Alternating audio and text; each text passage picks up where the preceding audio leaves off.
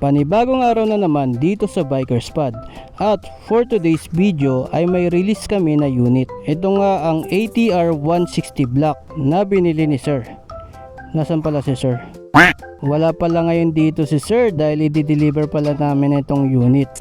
At binibidyohan ko pala ito para ipakita rin sa client namin na ina-activate na ang kanyang unit. Kita nyo naman, hinahanginan pa yan ni Kuya Jean para matanggal yung mga alikabok. At syempre pa ina-activate na yung unit. So itong client namin na si Sir Miko, kahapon siya pumunta rito para mag fully paid ng unit. Tapos ngayon niya ipapadeliver sa bahay nila kasi malakas ang ulan kahapon. Sa General Trias lang din naman ang bahay ni Sir, napakalapit lang dito. Kaya okay lang sa kanya na paanda rin ang unit papunta sa bahay nila.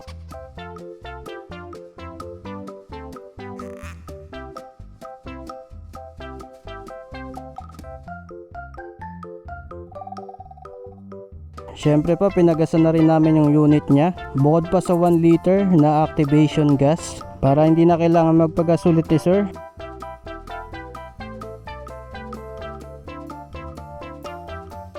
Maya maya nga ay nakapunta na rin kami sa bahay nila Sir. At dinemo na rin ni Kuya Jean itong unit kay Sir Miko. So basta malapit to, meron yan. Pero pag lumayo si remote, sige sir, pindutin mo, at least mga dito lang. Sige sir. Diba? Wala sir. So, kailangan mo ulit bumalik o kailangan ang remote malapit sa kanya.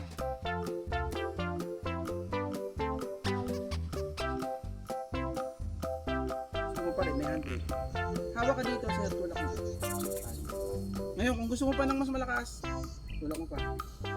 Kaya yan, naipaliwanag naman ni Kuya Jean lahat kay Sir kung paano i-operate itong unit. So papracticein pala muna ito ni Sir dito sa loob ng subdivision nila. Dito lang daw muna habang wala pa yung ORCR at plaka. Pagkatapos ka ng lahat ng yan ay picture taking na. Kaya yan, congratulations kay Sir Miko sa bago niyang QJ Motor ATR 160 Black.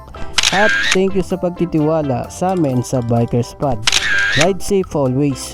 Tuwang-tuwa naman si Sir sa bago niyang motor. Matapos ka ng lahat ng yan ay nagpaalam na rin kami kay Sir na babalik na ng store kasi nagbabadya na namang umulan. Kaya yun lang guys, maraming salamat sa pagsama nyo sa akin at kita-kits ulit tayo sa mga susunod ko pa na videos.